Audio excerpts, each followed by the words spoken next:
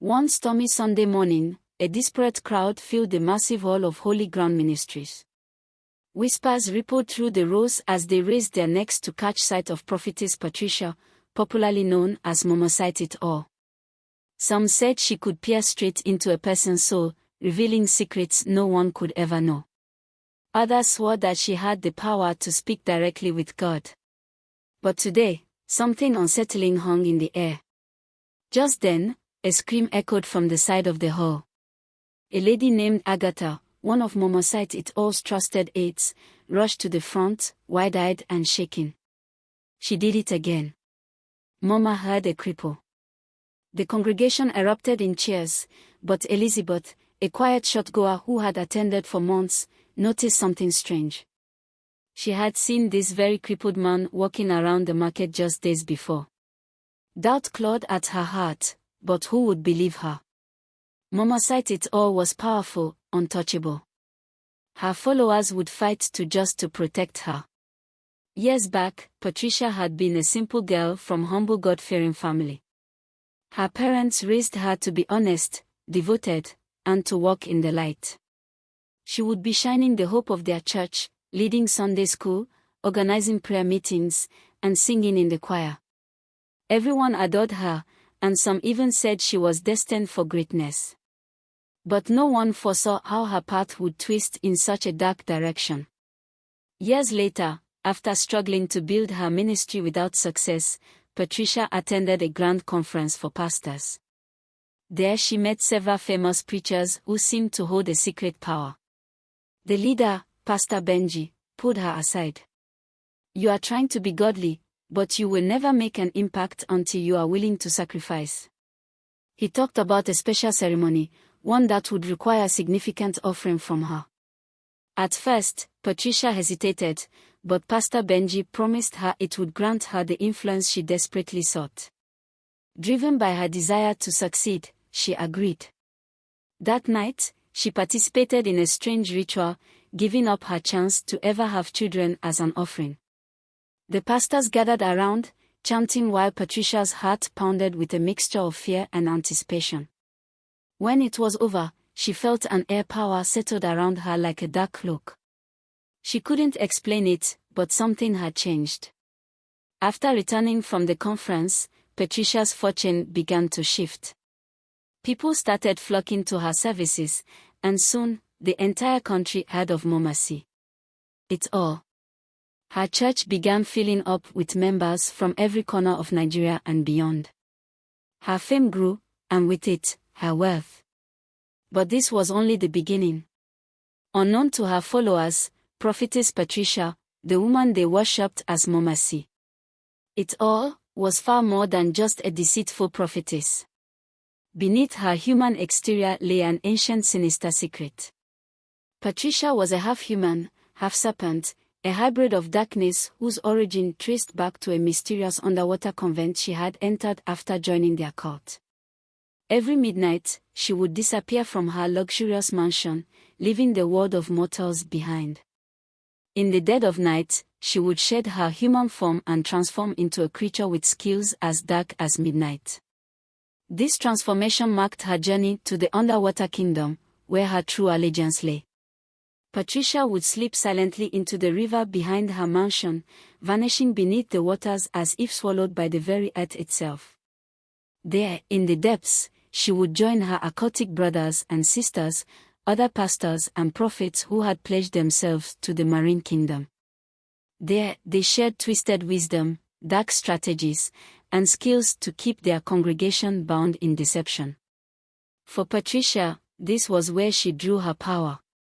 The Marine Queen, a towering figure with serpentine features, bestowed upon her strength, vision, and the ability to see into the lives of her followers. But there was a price for this power: her soul, her humanity, and perhaps, most disturbingly, her womb. Patricia's sacrifices to the Marine Kingdom had left her barren, a trade she had willingly made to gain authority and influence in the physical world. Back in her church, no one suspected a thing. To them, Patricia was a holy prophetess, and they were oblivious of her midnight disappearances. Her congregation continued to grow as people flocked from far and wide, desperate for miracles, healing, and deliverance. Those who sought her favor were willing to pay any price from cash offerings to livestock and even precious family heirlooms. Patricia's ministry had become a relentless machine swallowing people's wealth and hopes alike. Within months, she began implementing strange new practices. Each member was handed a mirror which she called the mirror of life.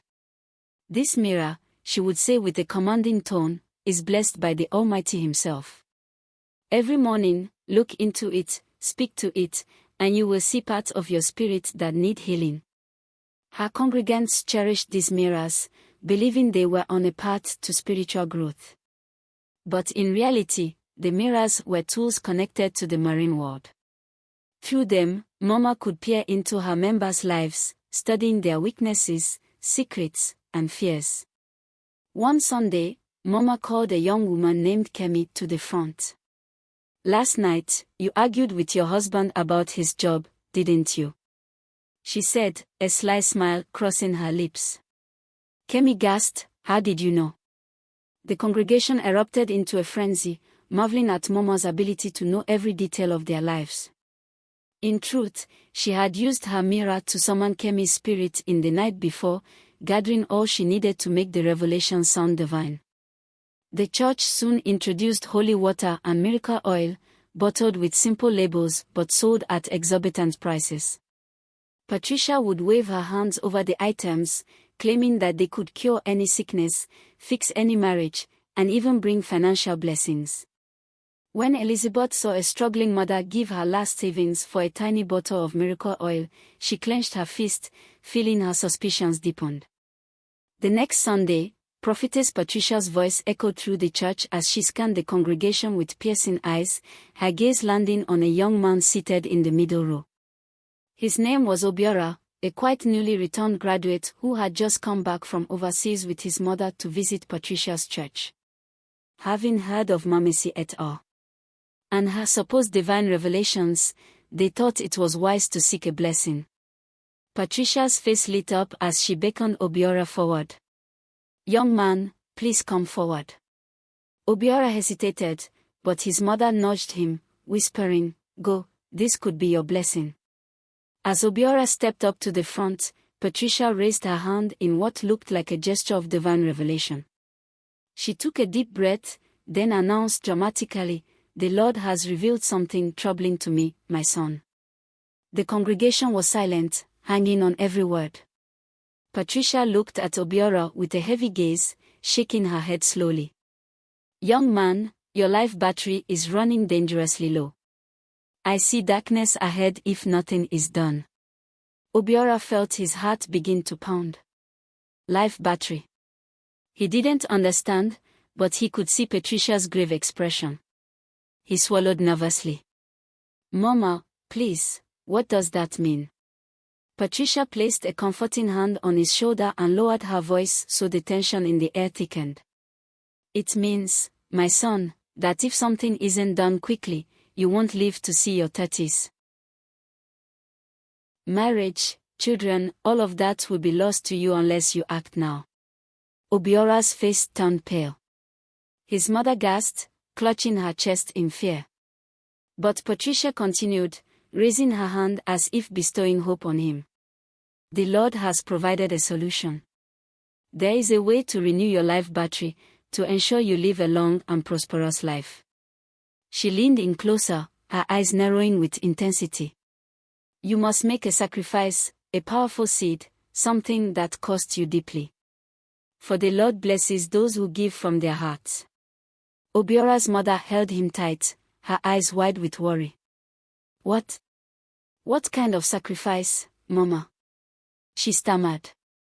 Patricia nodded as if she had expected the question.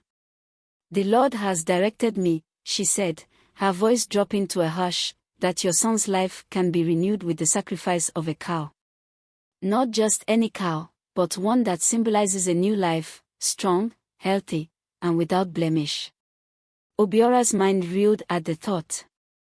He had heard of sacrifices before, but had never been asked to make one for himself. "Mama, I don't know where to get a cow now." Patricia waved her hand dismissively. Do not worry, my son. The Lord understands. You need not to go out and find a cow yourself. You can simply convert this sacrifice into a seed. Give the amount, and I will take care of the rest. The church has a way to handle these things.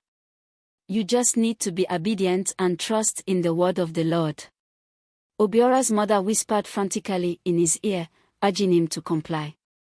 Obiora, don't delay, just do what Mama says it all says. Your life is worth more than any amount of money. Reluctantly, he agreed, pulling out his checkbook and writing a large sum. Patricia accepted the check with a smile of satisfaction. My son, your obedience has pleased the Lord.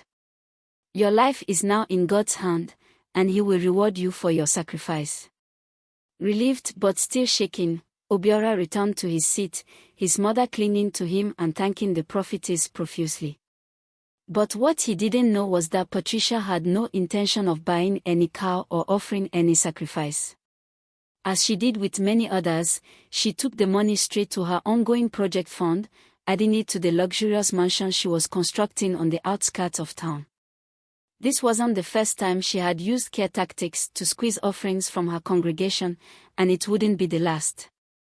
Obiora's experience was just one of many in Patricia's church. Elizabeth watched from a distance as she gathered more stories like this. She saw the pattern and knew that these prophecies were nothing more than calculated lies to drain her financially. She began to find a means to expose her evil doings, though she knew it wouldn't be easy. She prayed that her efforts would one day set people like Obiora free, opening their eyes to the truth about Patricia's schemes. Elizabeth's resolve, strengthened, fueled by her desire to protect innocent lives from falling into the same trap. Despite her growing doubts, Elizabeth kept attending the church, quietly observing. Then, one service, she noticed something that she couldn't ignore. An elderly man in a wheelchair rode up to the altar. Momesi Ito placed her hand on his forehead, murmuring a prayer. The man suddenly stood up, shaking with supposed new strength, while the congregation erupted in joyous shouts. Elizabeth, however, recognized him from a street market. He wasn't disabled at all. He was an actor paid to pretend for this miracle. Over time, Patricia had become one of the wealthiest women in the area, with a mansion filled with gold-plated furniture, expensive cars, and personal staff. She called it a reward from God, but Elizabeth knew that no blessing had yet arrived for her poor neighbors, who continued to give until they had nothing left. Amid all her schemes, Patricia wielded her power not only to deceive but to control lives, even breaking up families for her own selfish desires. She took a particular interest in wealthy, influential men who attended her church, especially those she said could be easily manipulated. If she set her sights on a married man, she would concoct visions and divine revelations that cast doubt upon his wife, creating chaos in the household. During one particular scandalous service, Patricia singled out a successful businessman named Mr. Okeke. She called him to the front of the congregation, dramatically raising her hand as though she is receiving divine message. Brother Okeke, she declared, the Lord is showing me a troubling vision, a dark cloud surrounding your household. Someone close to you, someone you trust deeply, is working against your blessings. As expected, Mr. Okeke looked alarmed, his eyes widened with shock and fear. Prophetess, who could it be? He asked desperately, eager to protect his fortune and his family. Patricia leaned in, lowering her voice to a solemn whisper, it's your wife. I see her spirit entangled in the web of envy and greed, blocking your breakthroughs, she added. But fear not, Mama See It All is here to help you. With my special guidance, I can break this curse. Over time, Patricia convinced Mr. Okeke that his wife's supposed negative energy was the reason for his business struggles. She encouraged him to distance himself emotionally, assuring him that deliverance would come if he followed her instructions. What she didn't tell Mr. Okeke was her real motive. She intended to draw him closer to her, knowing he was vulnerable. She began sending him private messages, inviting him to special prayer sessions at her mansion under the pretext of purging his spirit of his wife's supposed bad influence. This session, however, soon took a different turn. Patricia manipulated Mr. Okeke, feeding him flattering words and assuring of a life filled with blessings if he would satisfy her desires. In no time, Mr. Okeke found himself entangled in an affair with Patricia, convinced that his loyalty to her would bring him divine favor. This pattern repeated with other wealthy men in the congregation. Patricia sowed seeds of doubt between husband and wife. Elizabeth, the young woman who had been investigating Patricia, grew increasingly disturbed as she learned of this manipulative tactic. This wasn't just a spiritual deception. It was a web of lies that destroyed families and tore relationships apart. Patricia's actions were beyond sinful. They were predatory. Another unsettling practice was that Patricia claimed she could bless any jerrycan of water, transforming it into a holy remedy for all problems, illness, financial troubles, for a fee. People would leave their jerrycans of water in her office for prayers. Behind closed doors, Patricia would simply pour a pack of salt and sugar into each jerrycan, saying, "Now take this water home and drink from it each day." The salt and sugar created a slight change in taste, fooling congregants into believing the water was truly blessed. One evening, Elizabeth overheard a conversation between two of Patricia's closest aides, Felix and Linda, discussing the jerrycan trick. "Can you believe they are paying that much just for a dash of salt and sugar?" Linda laughed, shaking her head. Elizabeth felt a surge of fear but stood her ground. Her heart filled with the courage to see her mission through. She knew Patricia's days of deception were numbered. The truth was out there, ready to be revealed, and there was no turning back now. Another fateful night, driven by a mixture of curiosity and courage, Elizabeth decided to follow Patricia. She waited in the bush near the river behind Patricia's mansion, clutching her phone tightly, hoping to capture whatever dark secrets lay hidden. The clock struck midnight. Elizabeth saw Patricia emerge from her mansion.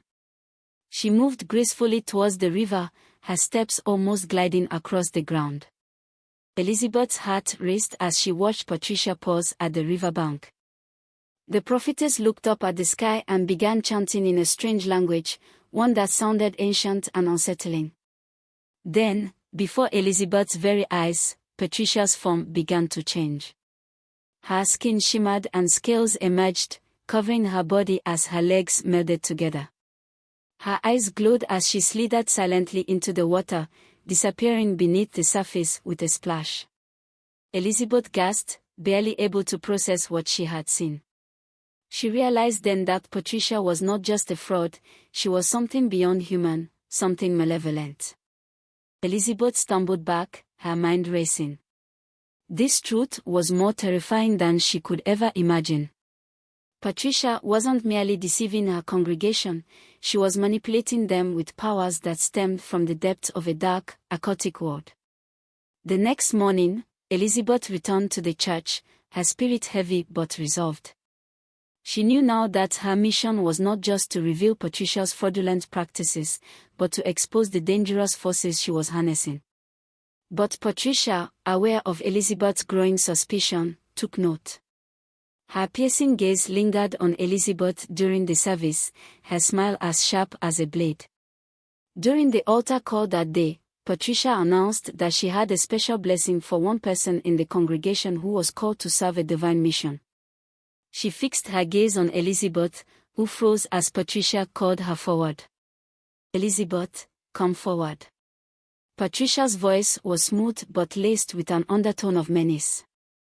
"The Lord has shown me that you carry a heavy burden. Come, let Mama see it all lifted from you." Elizabeth's heart pounded, but she stepped forward, not wanting to reveal her fear. As Patricia laid a cold hand on her forehead, Elizabeth felt a chilling sensation run through her body. She heard Patricia whisper in her ear, "You are treading dangerous waters, my child. Be careful, for some secrets are not meant to be uncovered." Elizabeth swallowed hard but refused to back down. She would continue her mission to expose Patricia, but she now knew the stakes were higher than she had imagined. There was no turning back now. Elizabeth's courage became her guiding light as she continued to gather evidence against Patricia. With every passing day, she uncovered more layers of deception and dark manipulation, which confirmed that Patricia's went beyond mere trickery. It was now clear to Elizabeth that her mission was about more than just exposing Patricia's lies. It was about freeing innocent souls bound by Patricia's sinister practices. When Elizabeth finally released her gathered recordings, photos, and testimonies to the media, the world was shocked. Reports spread like wildfire, exposing Patricia's deceitful miracles, staged healings, and occult connections. Congregants who had once revered her now relived with disbelief, feeling betrayed by the persons they once called Mamesi et al. Many wept openly, mourning the years and money they had poured into her ministry, only to realize it had all been a carefully orchestrated illusion. In her final address to the church, Elizabeth spoke to the congregation, offering words of wisdom. My brothers and sisters, this experience has taught me something crucial. Just because someone calls themselves a prophet or a servant of God doesn't mean they are. We must be discerning and vigilant, seeking the truth beyond appearances. Not every church or prayer house represents God's light, and not everyone who claims to be a pastor is genuine. Elizabeth went on to remind everyone that while Patricia's story had cast a dark shadow, it didn't mean all spiritual leaders were deceivers. There are true servants of God, men and women, who walk tirelessly in humility and sincerity to bring God's love and truth to people. They don't ask for wealth or demand strange sacrifices. They simply live in a way that reflects the goodness and mercy of the Almighty. Thank you for watching. Please, if you enjoyed the story, please consider liking, commenting your thoughts, subscribing to my channel. Thank you so much and see you on my next story.